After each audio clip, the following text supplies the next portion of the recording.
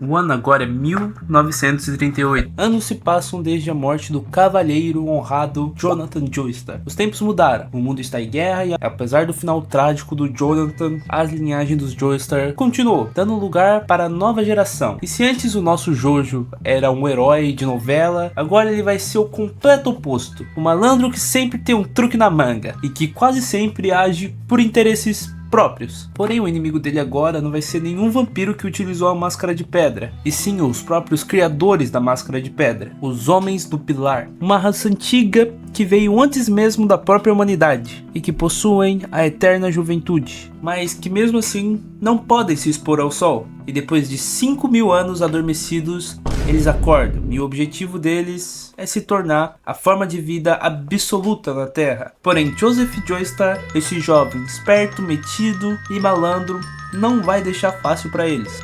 Jojo Bizarre Adventure Battle Tendency é a parte 2 do mangá, escrita e ilustrado pelo Hirohiko Araki, lá no final dos anos 80. Inclusive, se você quiser ficar por dentro de tudo que acontece na parte 1 de Jojo, tem o meu vídeo falando de absolutamente tudo o que acontece nela. Essa parte continua a história dos vampiros, do Ramon e da família Joestar, mas o tom é completamente diferente da parte 1. Porém, a parte 2 pega tudo que era top na parte 1 e melhora, com um protagonista mais flexível e que usa o Ramon de forma bem mais criativa. Ou às vezes ele também nem usa o Ramon também. Tudo começa quando o Speedwagon, aquele ladrãozinho da periferia de Londres, agora se torna um ricaço da indústria do petróleo. Sim, o Speedwagon ficou milionário. E ele acaba descobrindo ruínas antigas com uma espécie de mural de pedra, com várias máscaras de pedra e um homem esculpido, que na verdade, apesar de ser de pedra, ele está vivo. E bem, lembra dos mestres de Ramon da parte 1? O Tom Petty estava velho, morreu. E quem assumiu o lugar dele foi o Strazio. E depois dessa descoberta do Speedwagon, ele chama ele para destruir aquelas máscaras, mas o Strazio ele acaba metendo louco, matando todo mundo, e ele usa a máscara de pedra nele mesmo, pois agora que ele tá mais velho, envelhecendo, assim como aconteceu com Tom Petty, ele resolve que não quer morrer e muito menos envelhecer. Por medo da morte, o Strazio deixa de ser humano, traindo os mocinhos. E agora, com os poderes da máscara, ele vai atrás da família Joestar, pois eles eram os únicos vivos que sabiam da existência da máscara de pedra. E agora que ele é imortal, ele quer apagar todos os rastros dele. E bem, o nosso protagonista foi criado pela avó, Irina, que no final da parte 1 fugiu com um bebê de uma desconhecida que depois descobriu estar grávida do Jonathan. Esse bebê que ela salvou foi criado pelo Strazio, e já a Irina ela cuidou só do filho dela mesmo, largou a criança que ela salvou pro Strazio cuidar. Inclusive o filho do Jonathan é o George Joestar, que tem o mesmo nome do pai dele. Porém, essas duas crianças crescem e se casam, e tem um filho, que é o nosso protagonista, o Joseph Joestar. Porém, o George foi servir a aeronáutica inglesa durante a Primeira Guerra, e ele acabou descobrindo que um dos oficiais do exército era um vampiro zumbi criado pelo Dio, e enquanto ele estava investigando esse oficial, ele acabou sendo descoberto e morto. E ele também não sabia usar o Ramon. E assim que a Elizabeth, a sua esposa, ficou sabendo, ela invadiu uma sede militar e matou o cuzão todo o Ramon que ela tinha. Porém, ela foi descoberta, isso fez com que ela precisasse fugir do país, deixando seu filho para trás, e agora adotando o nome de Lisa Lisa. O Joseph cresceu achando que sua mãe e seu pai estavam mortos, quando na verdade só o seu pai morreu. E sim, no final o Joseph é criado pela avó. E logo na apresentação do Joseph,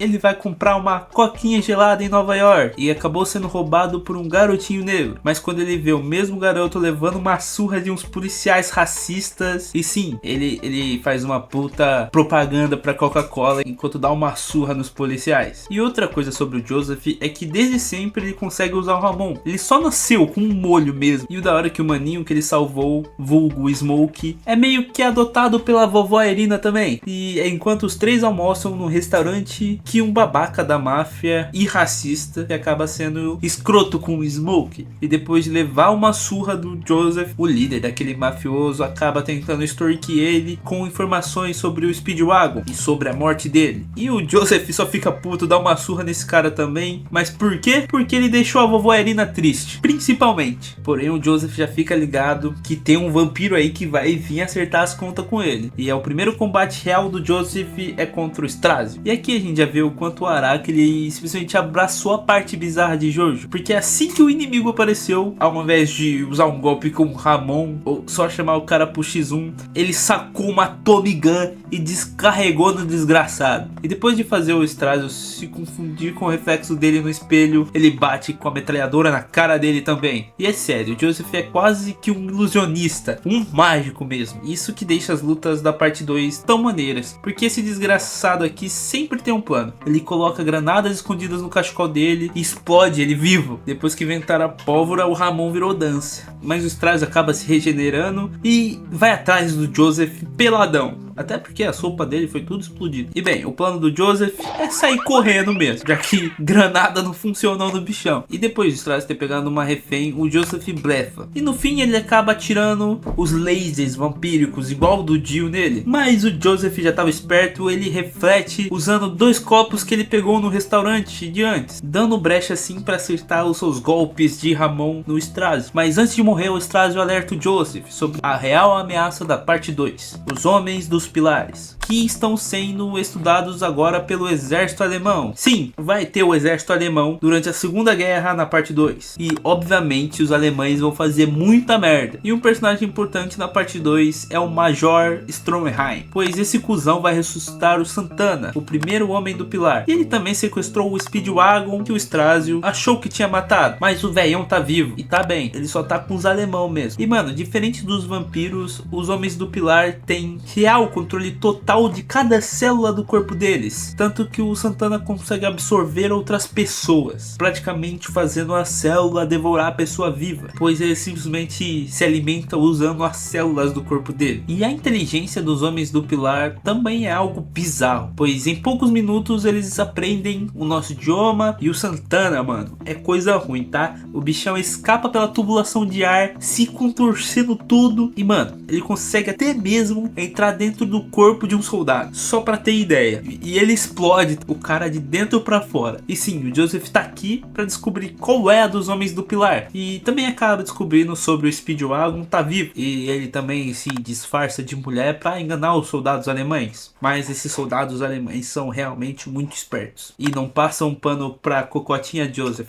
E quando o Joseph chega pra trocar ideia com Santana, ele primeiro tenta fazer amizade, mostrando uns truquezinhos de mágica, cantando umas musiquinhas e real tentando entender se os homens do pilar são legais ou não. Mas ele percebe que não vai ter jeito, vai ter que partir pra porrada mesmo. E o plano dele pra derrotar o Santana é deixar ele absorver ele, e assim que ele achar que o Joseph tá derrotado, ele vai explodir ele dentro pra fora com o Ramon. Porém o Ramon do Joseph é fraco, não foi o suficiente ainda. Ele nunca treinou o Ramon também, tem esse detalhe. Então a única solução pra conseguir derrotar o Santana é levar ele até a luz do sol. E é com a ajuda e o sacrifício do Stromheim, sim, o soldado alemão, mas é com o sacrifício do Stromheim que o Jojo vai conseguir derrotar ele. Mas por algum motivo ele vira pedra com a luz do sol, uma espécie de estado de hibernação. E é legal que o mangá também faz até uma espécie de cadeia alimentar com as plantas, os humanos que são capazes de usar Ramon e os vampiros e acima de tudo os homens do pilar, que é a forma de vida mais foda que existe aparentemente. Mas agora a parada vai ficar séria, pois o Joseph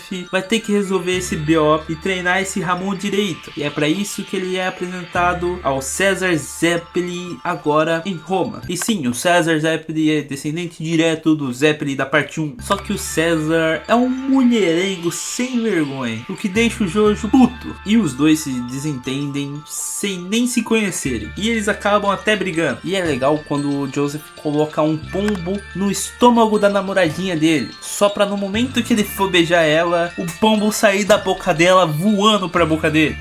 Essa é a coisa mais Jojo que eu já vi. E sim, o Ramon na parte 2 foi de soco que estica pra isso. Eu diria que é bem mais da hora. E o César também luta usando bolhas de sabão com o Ramon, o que também é muito mais da hora do que só um soco que estica. E enfim, os soldados do Bigode acabam trazendo de volta os outros homens do Pilar também, que são o Cars, o AC/DC e o Amo. E o Jonathan e o César tomam um couro, principalmente o César. Depois de ver a técnica do César, o Joseph ele também quer criar uma técnica com o Ramon. E sim, ele usa aquele brinquedinho das bolinhas que bate. E eu brincava muito com isso, inclusive eu fiz vários roxos no meu braço. Mas o Joseph acaba também levando uma surra do Amo, mas ele consegue ferir ele, coisa que nunca tinha acontecido antes. E quando ele vai ser executado pelo Amo, ele começa a ficar provocando ele, dizendo que ele nunca treinou Ramon, porque se ele tivesse treinado, ele teria dado uma surra nele. E o AC/DC e o Amo acabam fazendo um acordo com uma espécie de aliança venenosa no coração e na traqueia do Joseph. E ele dá o prazo de um mês pro Joseph treinar e ir pegar um antídoto na porrada. E o principal motivo dos Homens do Pilar terem voltado nos tempos atuais é por causa da Pedra Asia, uma pedra que amplifica o poder da Máscara de Pedra e é capaz de transformar eles na forma de vida perfeita. Mas enfim,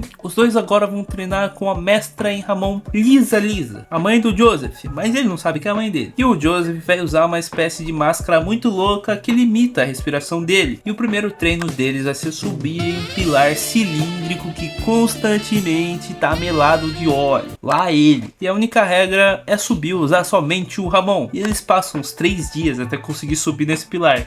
É doideira essa parte. E eles passam o mês todo treinando, até que o AC/DC descobre a tal Pedra Asia que o tempo todo estava com a Lisa. E ele chega já matando um dos mestres Ramon. E o Joseph é o primeiro a encontrar com ele. E o poder do AC/DC é que ele consegue controlar o calor do próprio corpo. E esse cara dá trabalho, porque ele também é um estrategista fudido, igual o Joseph. E os dois praticamente têm uma batalha mental muito absurda, onde um tenta descobrir o plano do outro, mas o Joseph consegue derrotar ele usando 100% do seu cérebro. Mas o que o Joseph não percebe é que ele consegue sobreviver como um cérebro bizarro com tentáculos. E ele até consegue possuir o corpo da Suzuki, que é a empregada lá da Lisa. E possuindo o corpo da Suzuki, ele consegue a Pedra Asia e envia ela por correio aos seus parceiros. E o legal da Suzuki é que ela também é um interesse romântico do Joseph. E direto ele passa umas cantadas nela. Bem tosqueira mesmo. Porém, os soldados do Bigode fazem bosta de novo e conseguem a Pedra Asia. Porém, a Lisa, o César e o Jojo estão aqui pra trocar ideia com eles. E cara, o Stroheim tá vivo como um ciborgue bizarro, com tecnologia alemã. E ele é muito orgulhoso de ser do exército alemão. E o bicho é ruim demais, ele realmente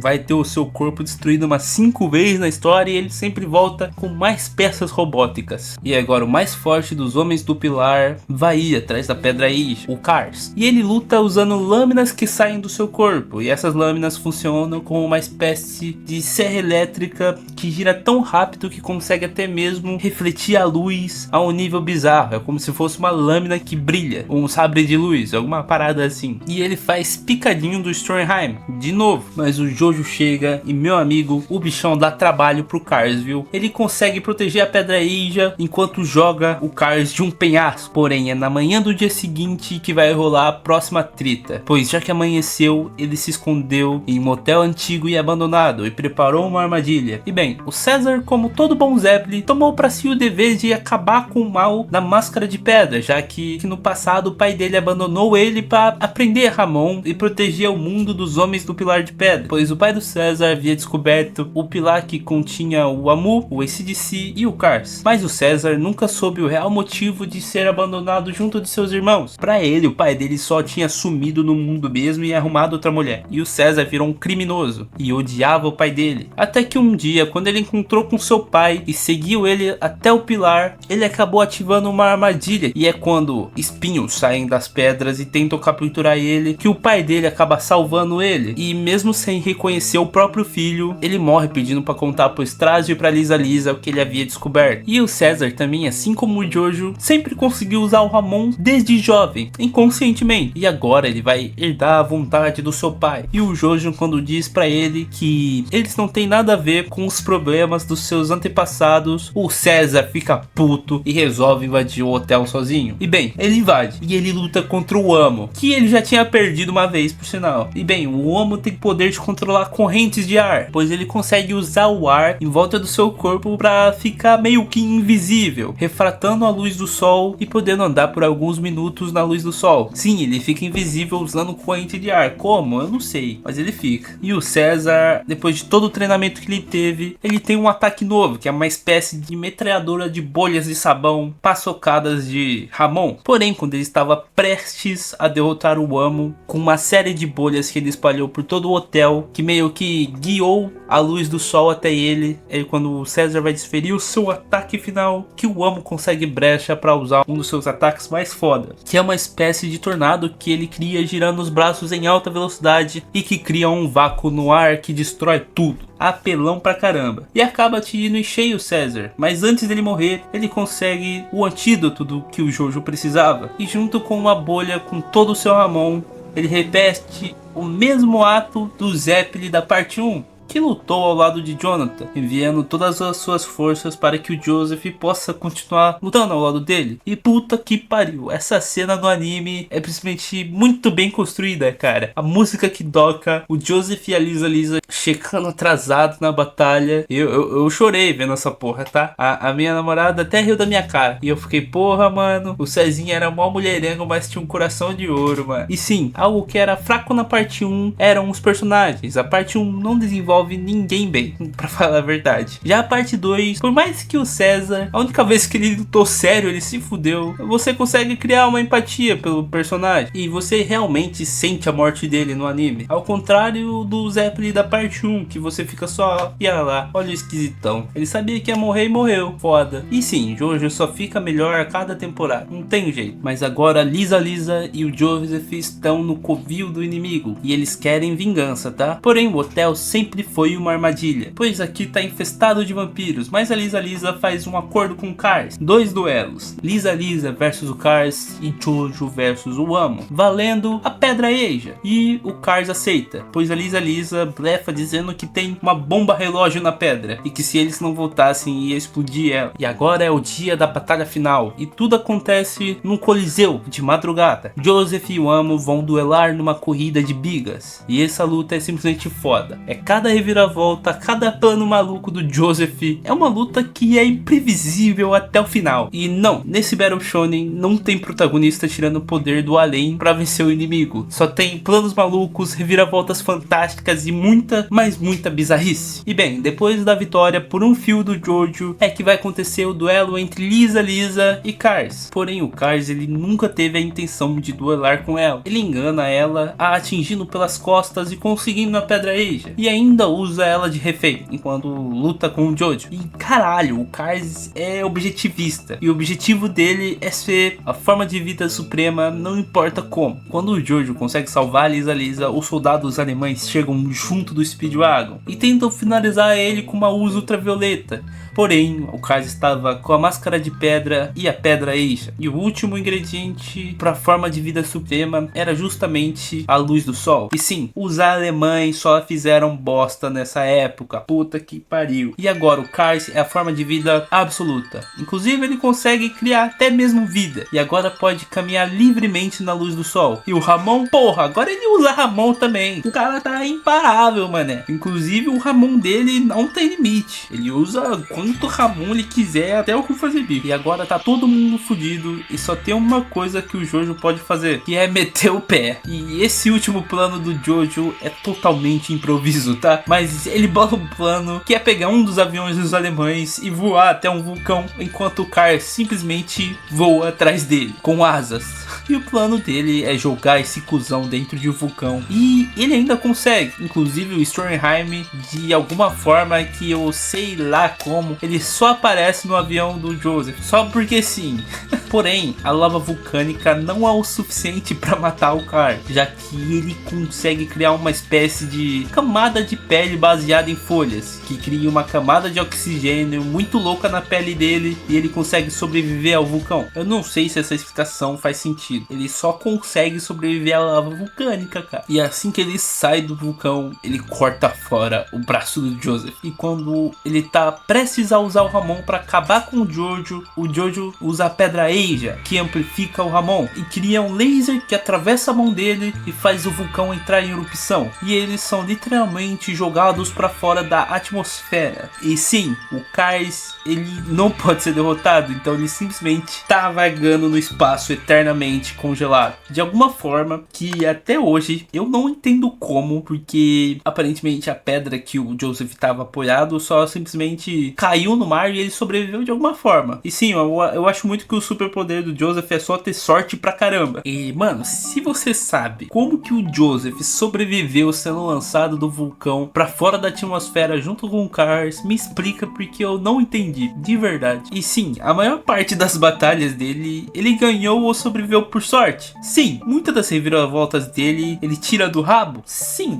as estratégias dele são absurdas e inviáveis na vida real. Sim, mas foda-se, o Joseph na parte 2 é escrotamente carismático e ver a parte 2 é simplesmente divertida. É tanta tiração de sarro que o Joseph faz. Ele é jovem, infantil e tá sempre metendo louco. Inclusive o final do mangá é simplesmente genial. Isso é todo mundo triste no funeral dele pensando, porra, todo homem da família Joestar morre jovem. E o bichão simplesmente aparece com um braço robô e casado com a Suzuki. A parte 2 é extremamente divertida, é carismática, e a única coisa que eu realmente acho que eu não gostei foi do César não ter vencido ninguém. É sério, o cara treinou por bosta e ele só apanhou nesse anime. Toda vez que o César Zeppo ele aparecia, era pra apanhar. E outro personagem também que eu acho que devia ter tido um pouco mais de destaque é a Lisa, porque, porra, ela é uma mestra no Ramon e ela não teve luta nenhuma decente. No máximo um vampirozinho ou outro ali. E aqui a luta dela com o Kais também não dá nem pra chamar de luta. Ele simplesmente engana ela e dá uma facada nas costas dela. Menção honrosa aqui no final para as referências musicais da parte 2. A gente tem o Santana, que é o nome de uma banda e de um carro. A gente tem o Wamu, que vem da banda Wham. A gente tem o AC/DC, que é uma referência à banda AC/DC. Não sei se você percebeu. A gente tem o Cars, que é uma referência à banda The Cars. A gente tem a Lisa, que é uma referência à banda Lisa em Cult Jam. E a gente tem a Suzuki, que é uma referência à música Suzuki. E muitas outras que tem. Enfim, leiam e assistam Jojo. Foi isso. O bagulho é bom, viu?